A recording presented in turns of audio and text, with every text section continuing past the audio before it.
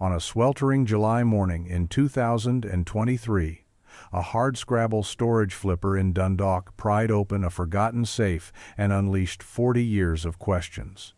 Inside, bricks of shrink wrapped 1,980s bills, DSS inventory tags still clinging to the stacks, and a yellowed ledger that mapped every illicit payout. A vanished accountant's shell identity, a faded Polaroid of two men in city welfare uniforms, and precisely $1.2 million in cash stashed, sealed, and silent until time finally ran out. On the morning of July 18, 1983, the air inside Baltimore's Department of Social Services hummed with routine. Latecomers punched in, the coffee machine gurgled, and caseworkers filed into their cubicles, bracing for another week of housing stipends and emergency relief disbursements. Behind a heavy steel door at the end of a narrow corridor lay the vaulted windowless chamber whose only key was the badge of the vault clerk, Harvey Jones, and a numeric combination known to the superintendent. At precisely 8:02 a.m., Jones arrived for his shift, greeted the motion, activated lights, and pulled the vault door toward him. He reached for the combination, no band stopped. His fingers met smooth metal where envelopes should have rustled beneath the shelf. Inside, between two empty racks of clamshell binders, was nothing but cold concrete and ominous silence.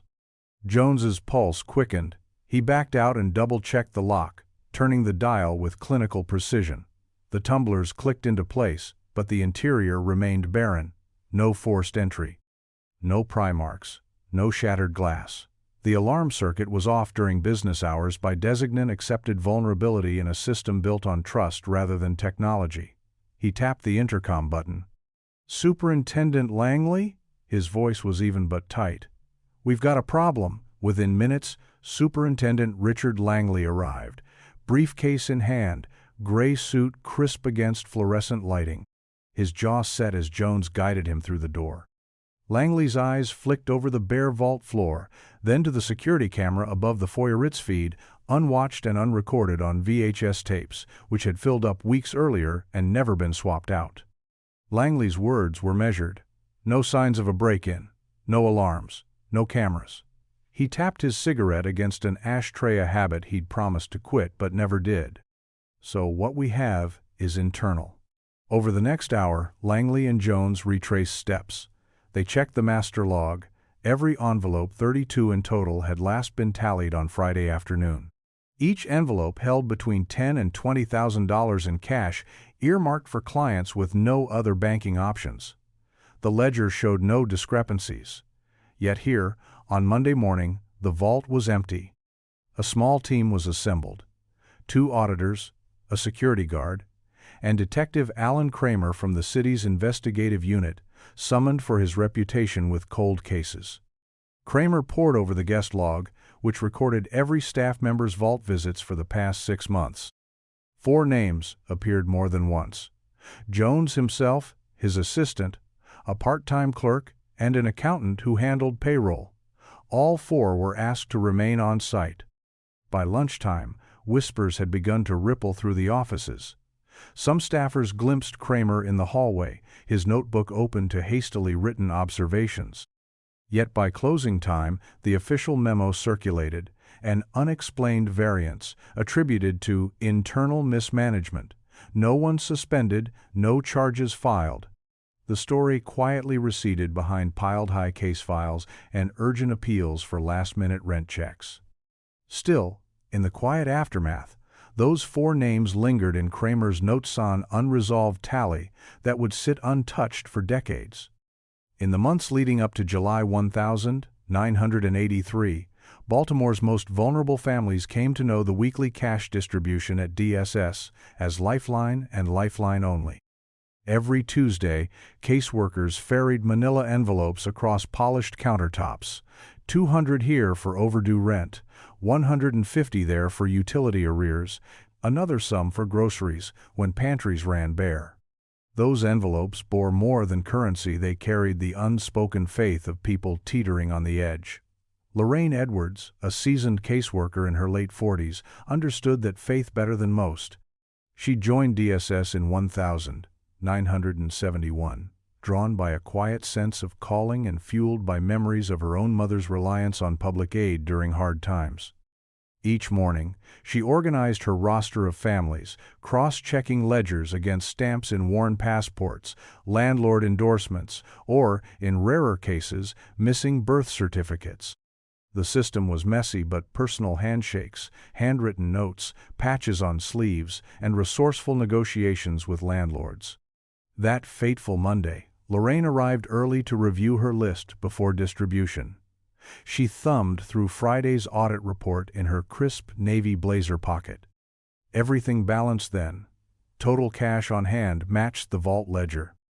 Distressed clients lined the hallway by mid-morning single mothers, clutching school notices, elderly tenants with faded eviction warnings, fathers whose weeks of job searches had produced no paychecks. By the time Lorraine learned the vault was empty, panic settled in like dust. No envelopes meant no rent checks. No checks meant doors would lock. No doors meant families would be forced out onto sidewalks already melting under July's heat. She felt a chill that belied the summer humidity. Word spread through the cubicles. Caseworkers whispered over thermoses of coffee. In the records room, a clerk mumbled, "They can't have taken all of it." But they had. A literal vacuum where emergency funds should sit. Lorraine's voice trembled when she told her first client, "I'm sorry, there's been a problem." The woman's eyes widened. "What do you mean? They said I'd get it today." Lorraine stifled a rise in her voice. "I don't know exactly, but I promise." Her vow died on her tongue as she swallowed hard.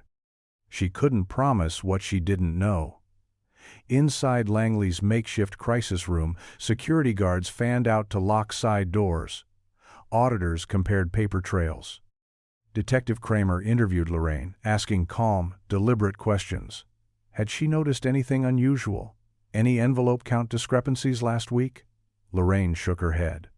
The only oddity she recalled was the vault clerk arriving late on Friday, an hour later than usual, but she'd chalked it up to traffic. Meanwhile, taped notices appeared on community boards around the city.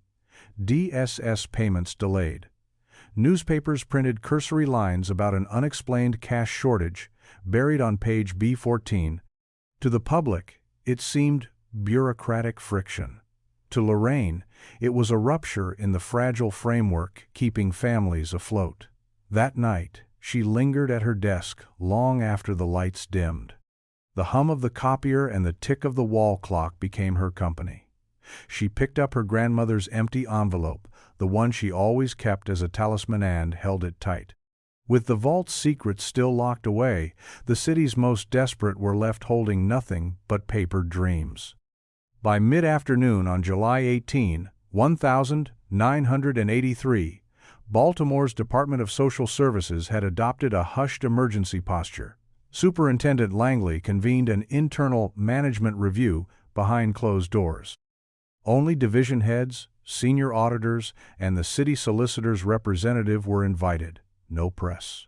No public notice beyond a brief, sanitized notice on the agency's bulletin board. Routine audit in progress, no interruption of services. Inside the narrow conference room, fluorescent lights flickered over stacks of binders labeled payroll, client services, and security logs. Langley, his tie loosened, shuffled through pages from a freshly printed variance report. He tapped the paper with a polished pen. "Our objective is clear," he said evenly. "Contain any fallout. Address the ledger discrepancy as misclassification. No further comment." His gaze swept the assembled faces, some tense, some resigned. Across town at City Hall, Deputy Mayor Alvarez was briefed by the solicitor, who advised minimal disclosure. A public statement might trigger inquiries into DSS's lax controls oversights that exposed the department to accusations of negligence. Within hours, a short bulletin was dispatched to local news outlets.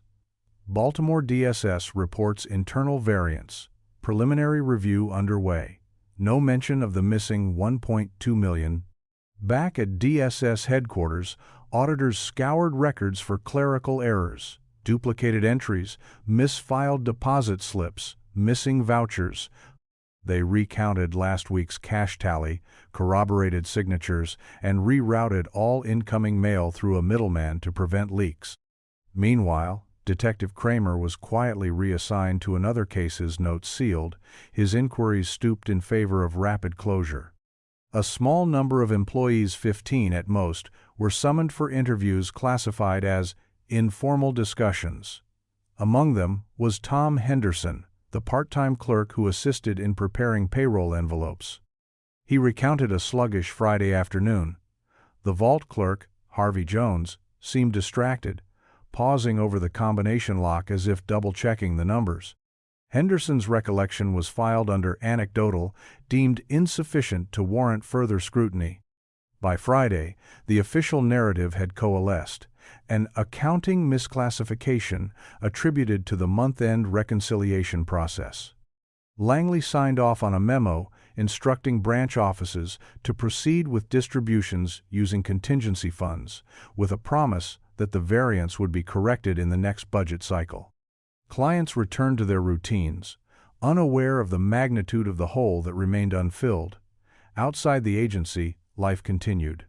Families picked up envelopes, caseworkers juggled late rent checks, and the city's council members focused on more immediate political debates.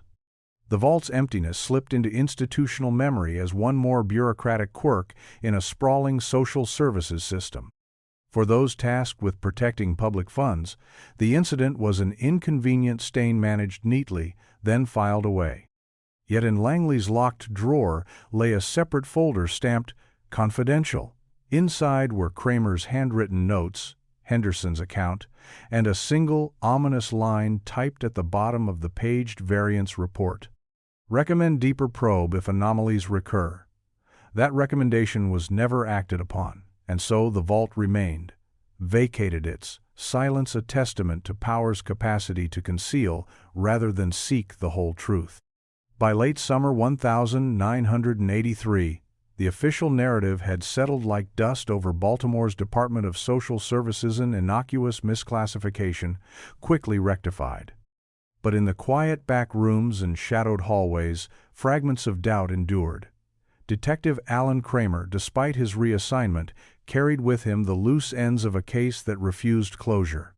Kramer had earned his reputation chasing long, cold files, lost children, faded fingerprint matches, crimes that time nearly erased.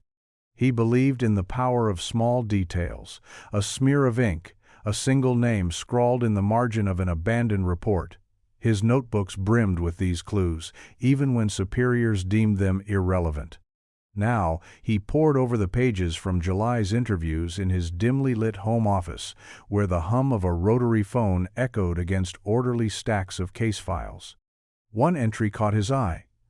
A note on page 37, written in his cramped, precise hand. Henderson. Jones distracted. Check, vault logs, plus combination entries. Nothing in the official file indicated they had done so.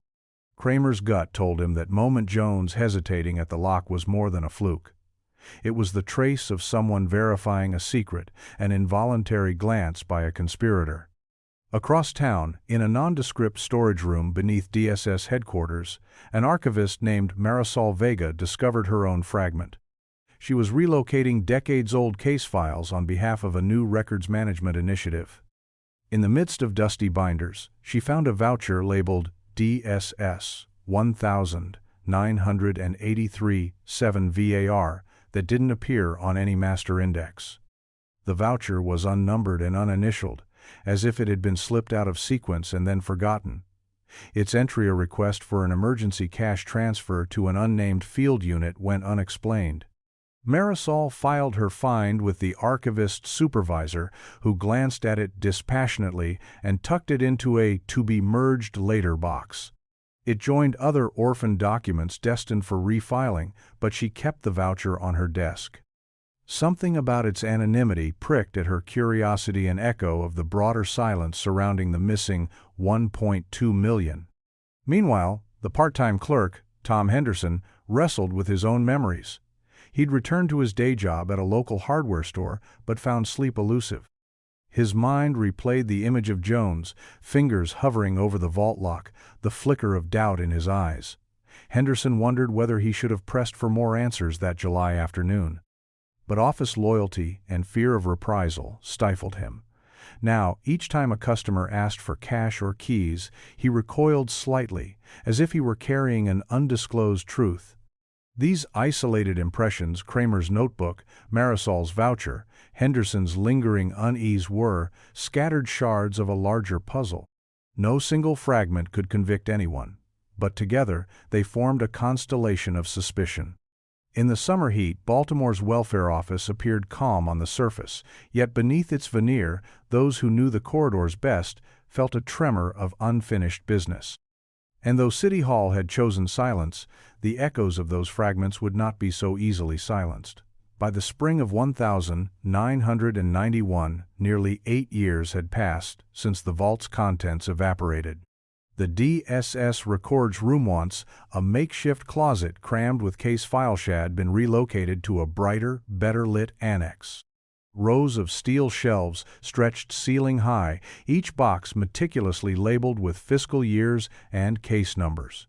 Yet among the order lurked an abiding quiet, the unspoken absence of key documents that might have bridged 1983's missing ledger entries. Cynthia Reyes, a junior record specialist, was among the first hires for the new archival initiative.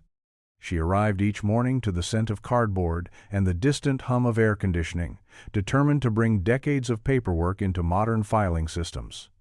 One afternoon, while transferring DSS 1983 fiscal files from an aging metal cabinet to a fresh archival box, she noticed something odd. Box 47B was labeled Payroll Discrepancies, but its contents held nothing beyond routine cash, outslips, and deposit summaries.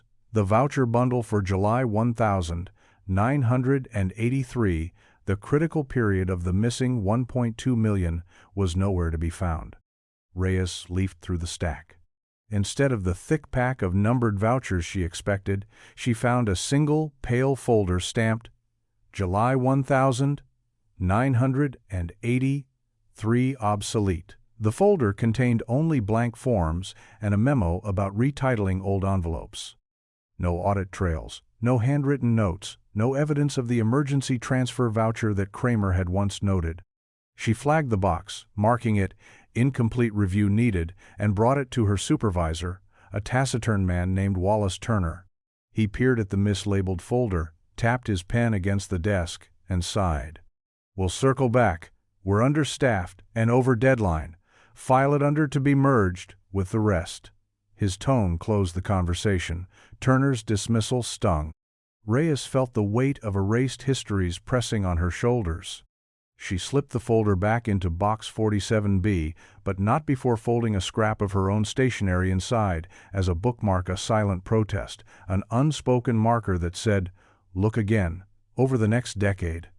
DSS archives shuffled through relocations, from the annex to a municipal records center in 1996, then to state storage in Annapolis by 2002.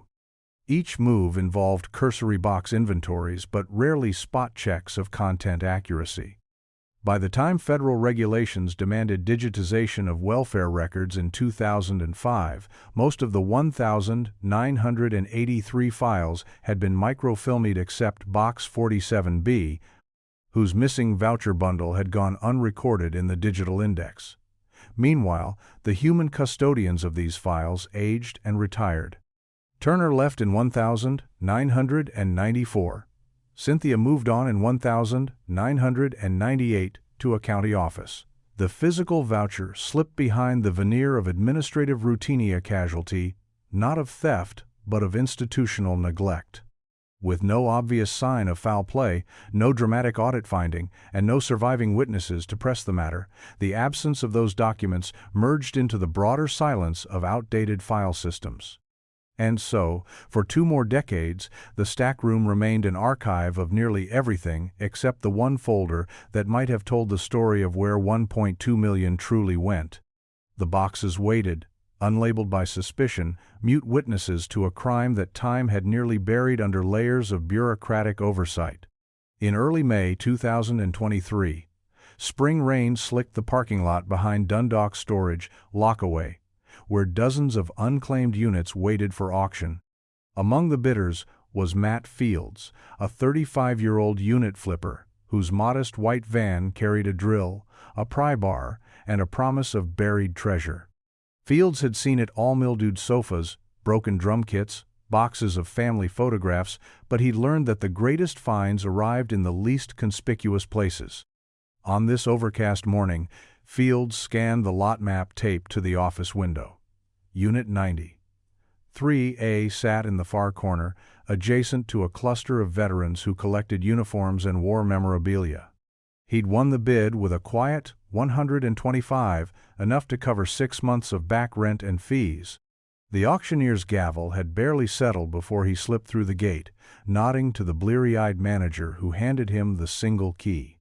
Inside, the unit was typical of delinquent renters. Cracked paint cans spilled their contents onto a warped hardwood floor, plastic bins overflowed with holiday decorations, and a battered arcade cabinet loomed in the gloom. Yet at the back, half concealed by a stack of beaten metal furniture, Fields spotted something different: a gray steel safe, its surface scuffed but robust, padlock bracket empty and silent. No key hung from its handle, and no combination lock gleamed in the strip mall's fluorescent shine. Fields knelt beside the safe, his flashlight beam illuminating a faded sticker on its upper hinge. Property of Baltimore Des. He froze. A memory flickered. He'd heard of a decades-old cash shortage at the welfare office, but assumed it was bureaucratic hyperbole. Now rust-flaked letters spelled out the improbable. This safe had once guarded government funds. He probed the perimeter. The safe's door swung outward slightly, as if someone had tried and failed to open it long ago. Curious, he tested the handle. It didn't budge. Fields extracted his pry bar, wedged it into the seam, and applied steady pressure. The metal groaned under his leverage, then snapped. The door inched open a crack, revealing the edge of something rectangular and wrapped in plastic. Fields halted, wary of the weight behind the door. He reeled back, then braced himself and forced the safe fully open. Inside, amid a thin layer of dust, lay rows of uniformly sized bricks, each coated in yellowed shrink wrap and bound with tape. A folded yellow ledger lay atop them, its corners brittle. Nearby, a small photo peered from beneath the stacks. He swallowed. This was no ordinary cache of coins or petty collectibles. These were bundles of Kashan, decades-old cash at that. Sweat beaded on his forehead as the gravity of the find settled in. Questions tumbled in his mind. How long had this sat here? Who had left it? And why hadn't someone come back for it?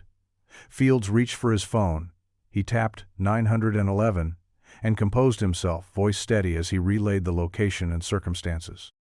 Outside, the spring rain intensified, tapping the storage roof like urgent fingertips. Unseen by the city beyond, the long silence around 1.2 million had just cracked open its echoes, waiting to be reckoned with.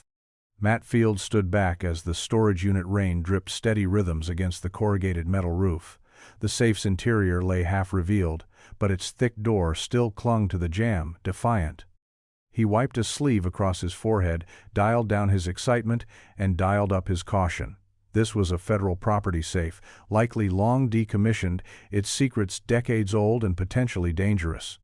He retrieved a cloth glove from his van and slid it onto his right hand. With a practiced motion, he raised the pry bar once more, positioning its tip just under the door's inner lip. The metal protested a high, whining moan before, yielding with a reluctant pop. Fields felt the bar shift, and he gently worked the door free. Bits of rust flakes fell into the safe's shadowed threshold, drifting like brittle snow. Inside, the bricks of currency sat in perfect alignment, each about the size of a paperback and wrapped in yellowed shrink film. Fields counted them by feel. 1, 2, 3, 12 rows deep. He estimated the total weight at several hundred pounds. Each brick bore an embossed seal of the Bureau of Engraving and Printing printed in the early 1980s when these bills were freshly inked. On top of the piles lay the fragile ledger. The cover was yellowed, its edges frayed, as if it had once been handled regularly but then abandoned. Fields carefully lifted the ledger with both gloved hands, mindful not to disturb the stacks beneath. He balanced the book on his knee and flicked the cover. Inside were columns of names and dollar amounts, each line dated from mid-1983. The handwriting was precise. Every entry neatly aligned a payroll schedule, matching the missing weeks exactly.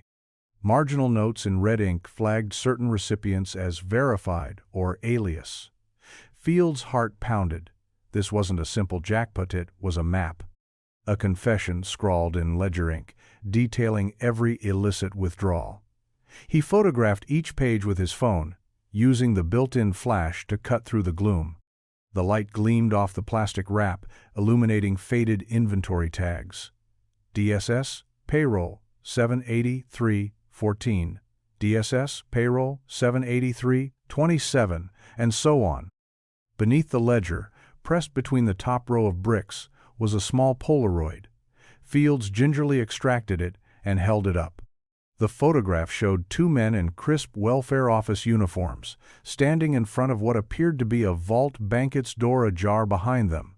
One man grinned, arm draped casually over the safe. The other held a duffel bag that sagged with weight. Fields recognized the uniform badges from his earlier research. Baltimore DSS, circa 1983. Even in faded color, the men's faces were discernible, one with a narrow mustache and dark glasses, the other younger, eyes fixed on the camera. Every jump of adrenaline brought a new question. Who were they? Had they split the take that Dayer shared it with others? And why had this safe been abandoned, rent paid, for 40 years? Fields slipped the ledger and Polaroid into evidence bags he'd brought for just such a scenario.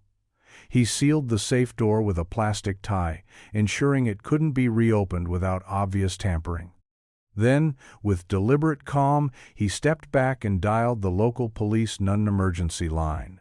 His report would set in motion the next act of this decades-old drama.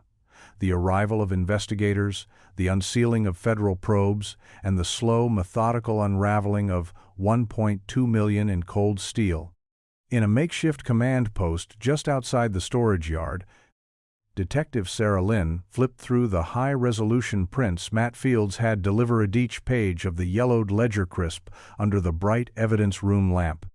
The entries spanned July 1983, detailing 32 disbursements of $37,500 each, give or take small rounding, matching exactly the known payroll weeks that had vanished from the DSS vault. Every line carried 4 columns: date, recipient name or alias, amount, and a terse red ink notation, cleared or voided. Lynn's partner, forensic accountant Marcus Day, spread the ledger pages across a long folding table. He tapped a finger against the first entry. 7580. 3 Thomas Reed, 37,490, 2 cleared. Day traced his index finger down the list. Names he recognized from old personnel logs. Jones, Henderson, Cartwright, but dozens more were inscrutable, signed in cursive or cryptic initials. Some bore real employee IDs. Others used shorthand that matched no record. They used aliases when they wanted deniability, Day murmured, eyes narrowing. Look, JL could be Jones, but FM might be field manager or a plant. He pointed to a faint red smudge by entry number 14. This looks intentional, like they flagged payouts that didn't coincide with client needs. Beyond the table, forensic document examiner Priya Singh examined the ledger's physical traits under a stereo microscope. Singh studied the fibers of the bond paper, the muted cobalt of the fountain pen ink, and the brittle yellowing at the edges. This paper stock was standard DSS issue in 81 and 82, she reported, voice calm as she rotated the page. The ink's silver content matches a popular Parker pen from that era. There's no sign of later tampering, no off-toned pages or modern chemical residues. Lynn exhaled slowly. So whoever compiled this ledger did it contemporaneous, likely someone on payroll duty with access to both vault records and blank ledgers. Day nodded, running a spreadsheet formula against the photograph totals. Every payout aligns to the missing variance. Total is 199,744, factoring in petty rounding differences. Whoever balanced this knew the official books intimately. Late in the afternoon, Lynn gathered the small team. "We've confirmed authenticity. The ledger is not a plant. It's the original accounting of the heist." She tapped a page pinned to the corkboard, where red string connected names to vault access logs. "Next, we trace each alias back to a real identity. Then we map connections: who ordered the prepaid rent on that Dundalk unit, who signed the cashier's checks." Day closed his laptop. "We may find that only 2 or 3 people orchestrated this, but dozens benefited." Singh's voice came soft but firm. "I'll cross-reference the ink batch with police, evidence logbooks. If the department once tested that pen, we'll have another link." Outside, as dusk fell, the storage yard lights buzzed on, cold illumination for a cold case now sizzling with fresh leads. The ledger had spoken at last. Rows of faded ink that refused to remain silent, demanding questions of motive, method, and betrayal. And in every crooked letter lay the promise of revelation. Detective Sarah Lynn secured the ledger and turned her attention to the small Polaroid that had slipped from between the bundles of cash. Under a soft LED lamp in the evidence tent, the photograph's colors now muted with age revealed: 2 men clad in crisp Navy uniforms bearing the Baltimore DSS insignia. One stood with his back pressed to the vault door, arm draped casually across its ajar frame. The other gripped a sagging duffel bag whose bulge hinted at its illicit contents. Lynn's gloved fingers traced the faded border of the print. She adjusted the contrast on her portable scanner, then zoomed into the finer details: gold-trimmed epaulets, polished name tags, and the faint reflection of a mechanical combination lock in the background. Even in the grainy image, the man on the left wore dark aviator-style glasses and a narrow, carefully trimmed mustache.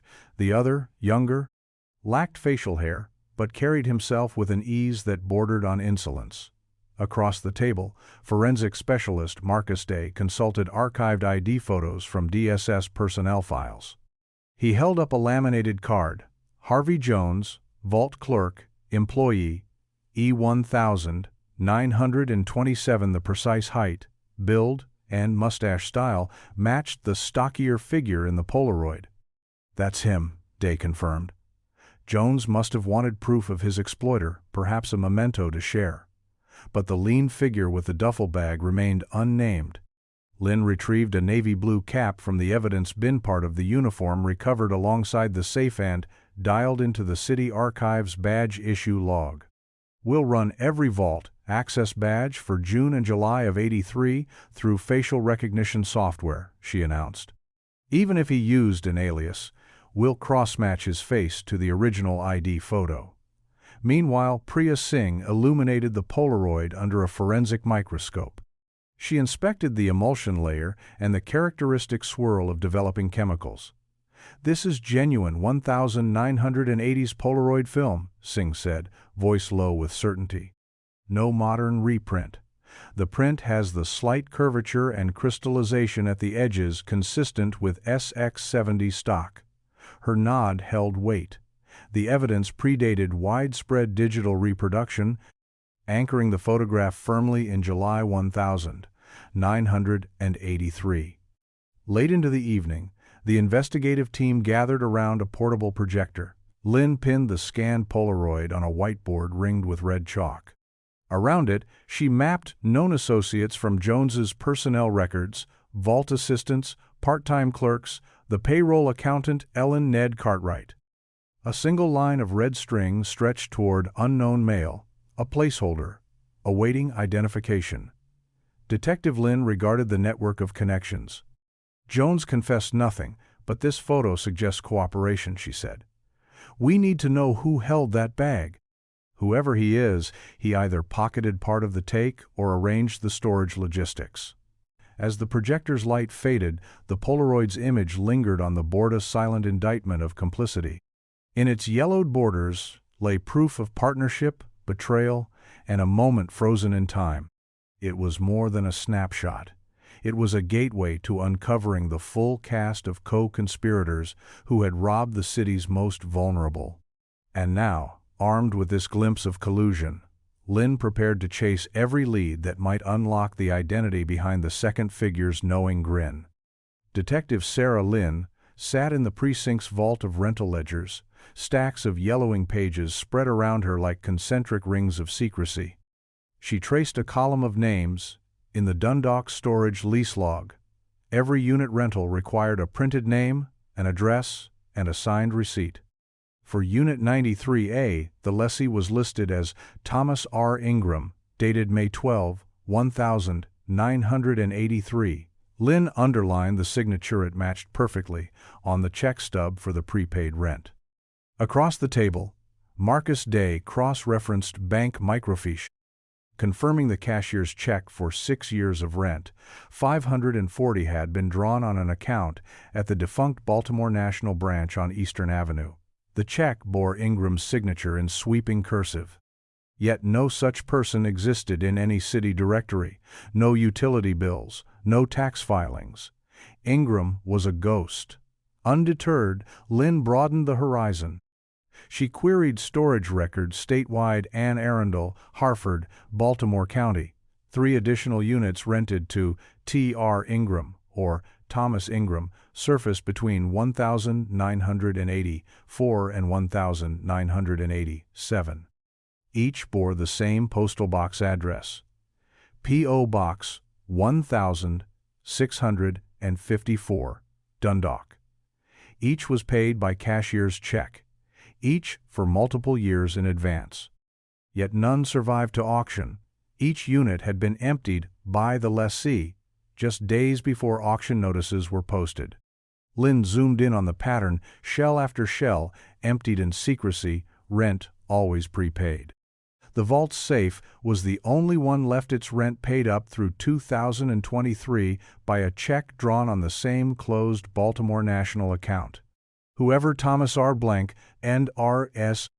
Ingram was, he'd planned for long-term concealment, securing multiple units for a covert trove. Now came the hunt for Ingram's real account holder. Lynn obtained subpoenaed bank records that revealed the drawer of those cashier's checks was not a shell company account, but a personal savings account under the name E. Cartwright, Ellen Cartwright, the DSS payroll accountant who vanished from personnel files in 1985. Lynn stared at the documents. Cartwright's signature on file cards matched the fluid loops of Ingram's signature. Her date of birth, March 24, 1953, corresponded exactly on Cartwright's personnel record. And her last known address, a small townhouse in Towson, had been sold in April 1985, deed signed Ellen N. Cartwright, and transferred to an out-of-state trust. Lynn tapped her pen against the ledger. She staged this, she said. Assumed a shell identity to rent the units, then disappeared when the heat or maybe her conscience got too hot. Day leaned forward. Cartwright handled all DSS payroll disbursements. She had access to vault logs, client ledgers, and supply of blank cashier's checks. She could orchestrate the whole scheme from inside. Piecing together a map of the discarded units, Lynn visualized a trail of empty rooms stretching across Maryland, each once brimming with stolen relief funds, silently cleared by Cartwright's Ingram alias. The realization settled between them. This was not the work of 2 men in uniforms alone, but the design of a payroll insider with both the keys and the ledger. As dusk fell outside the precinct, Lynn prepared the warrant for Cartwright's P.O. Box and last known Towson residence. The Shell Games magician had left a trail not of smoke and mirrors, but of paid-in-full checks and hollowed storage units. And now, at last, the smoke was clearing. Ellen Ned Cartwright's disappearance in the spring of 1985 was as quiet and methodical as the embezzlement she had orchestrated. To her colleagues at DSS, she was a diligent payroll accountant, meticulous, soft-spoken, and unfailingly polite during the weekly reconciliation meetings. Her workspace was pristine, ledgers aligned like soldiers on her desk, fountain pens capped in a straight row, and a single yellow legal pad beside her telephone. No one suspected the owner of that orderly domain could conceal $1.2 million in cash behind layers of shell identities.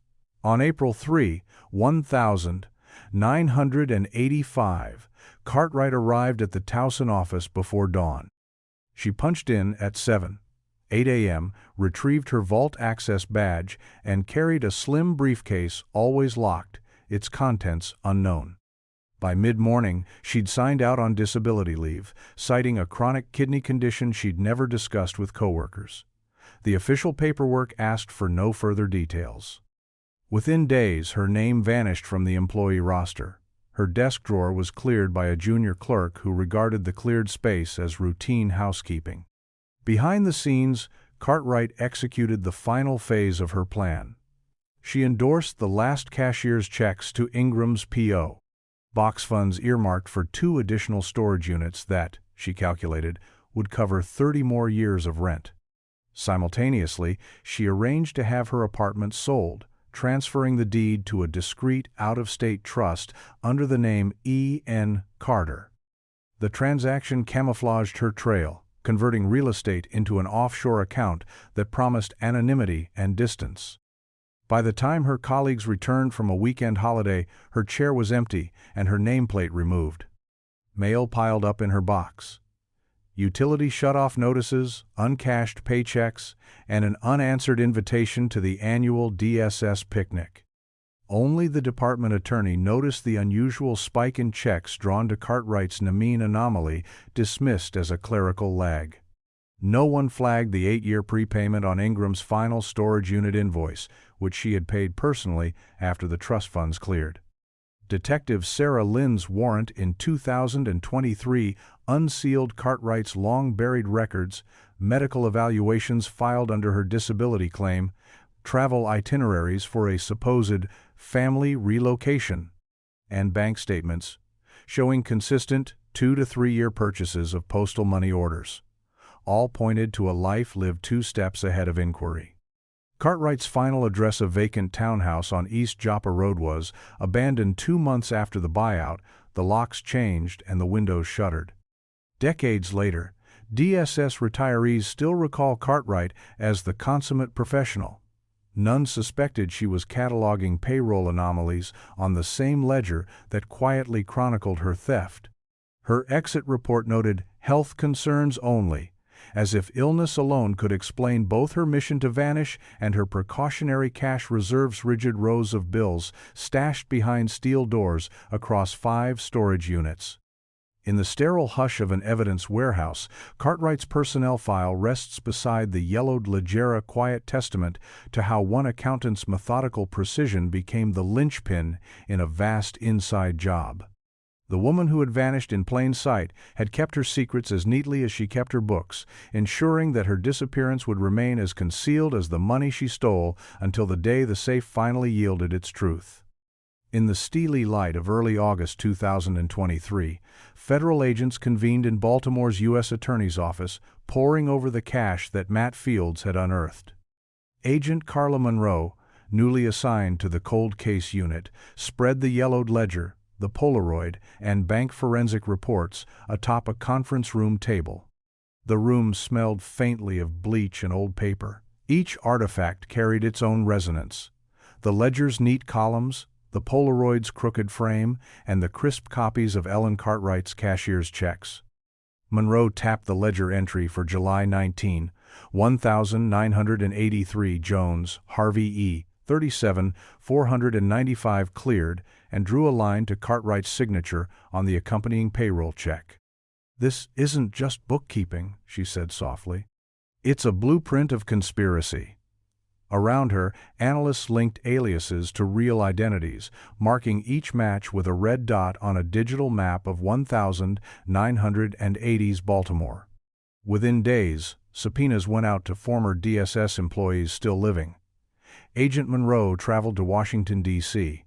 to interview Tom Henderson, the part-time clerk whose 1,983 recollection of Jones's hesitation at the vault lock had been ignored.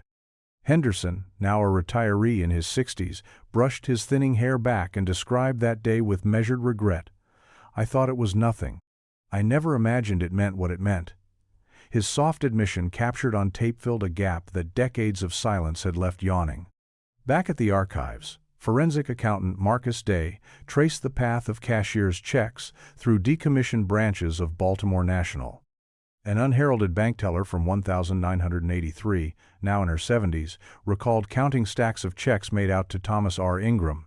Her testimony confirmed that Cartwright had visited the teller's window regularly, always requesting long-term deposits in precise amounts.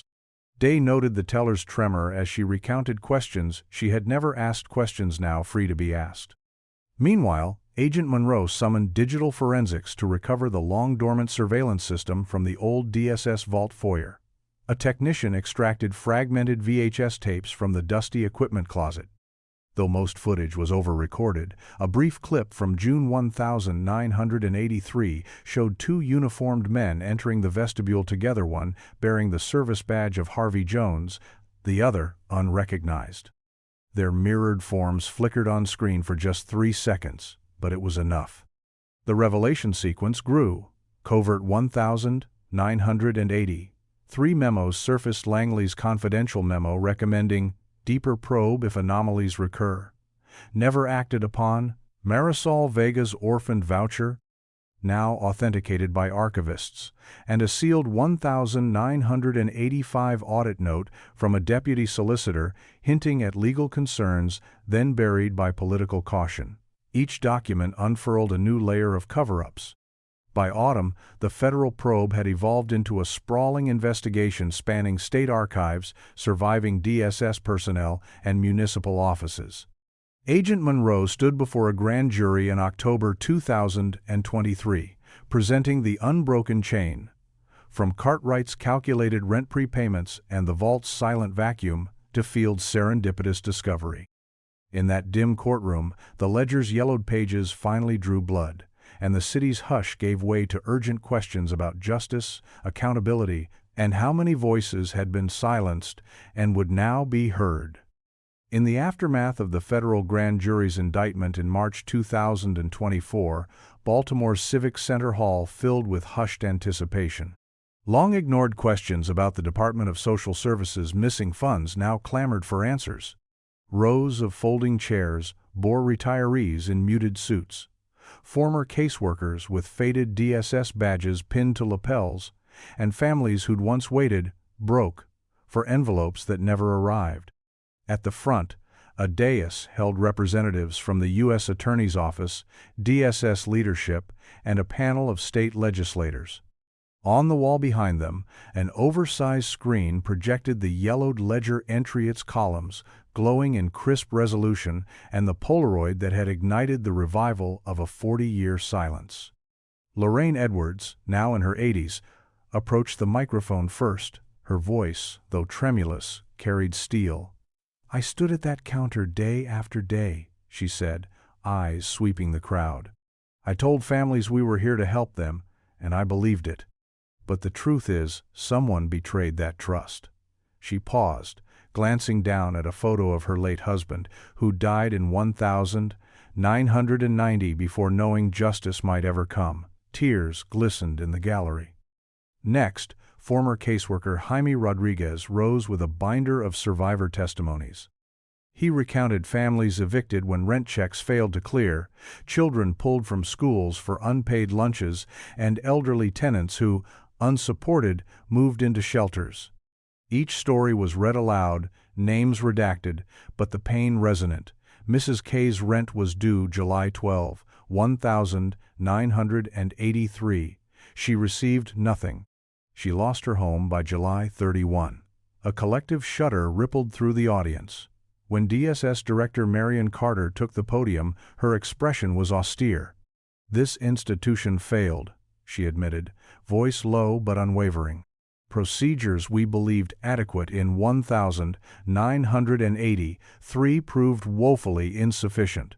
We erred in prioritizing reputation over scrutiny. She outlined reforms: modern vault sensors, dual signature disbursements, real-time audit software, and an ombudsman's office for whistleblower reports.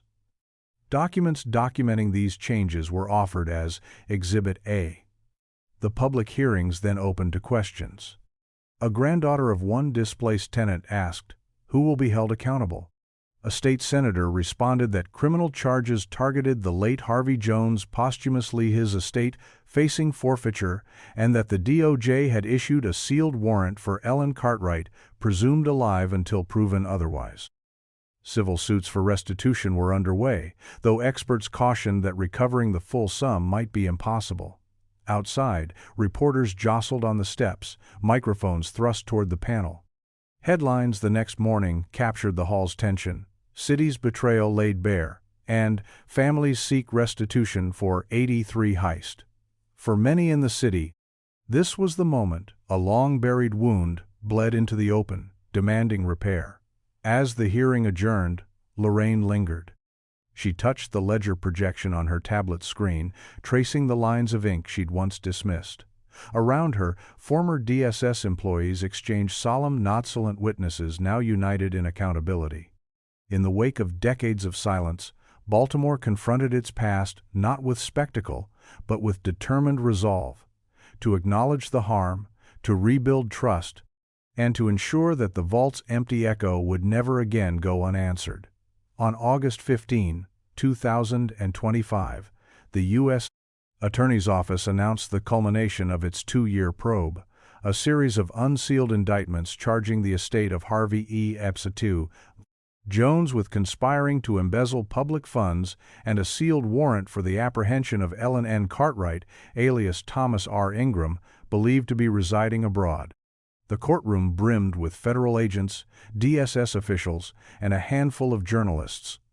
On-screen text overlay read, U.S. v. Jones Estate et al., Case No. 24 CR 1123, verdict pending. Families who'd waited 42 years for answers gathered outside the courthouse steps.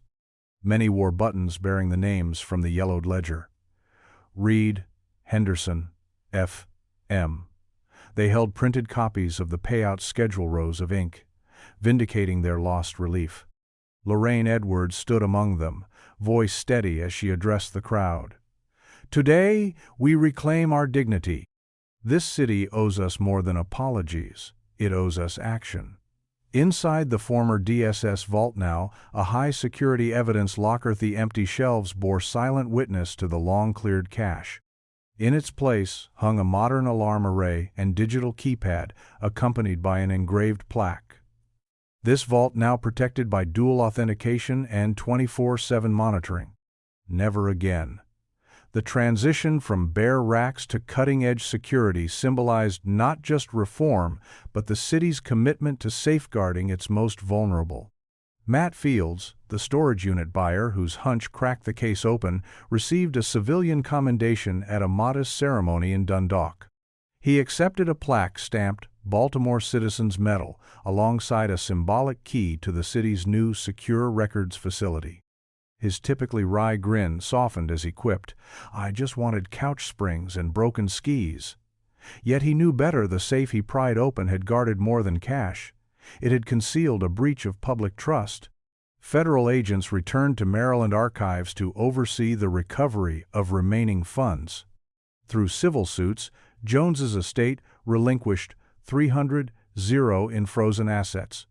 The Balancia mixture of pre-1928 gold certificates long melted into bullion remains, untraceable, an enduring testament to Cartwright's meticulous planning. Restitution payments began rolling out in early 2026, prioritized for the elderly and families on fixed incomes, accompanied by apologies from DSS leadership. Quiet reckonings unfolded in living rooms across Baltimore. Former caseworkers revisited their service records, reconciling gratitude with grief over what slipped through their fingers. Lorraine placed her copy of the ledger beneath the city's official time capsule, alongside eviction notices, rent receipts, and a faded class action filing, knowing that silence, once the thief's greatest ally, would now be a catalyst for transparency. As autumn leaves drifted over the steps of City Hall, Baltimore confronted its legacy with measured resolve. The vault's empty echo no longer whispered of betrayal, but chanted the promise of vigilance. In the hush that followed justice's slow cadence, the city reaffirmed a singular truth. Public trust is neither granted nor forgotten. It must be honored, day by day, ledger by ledger.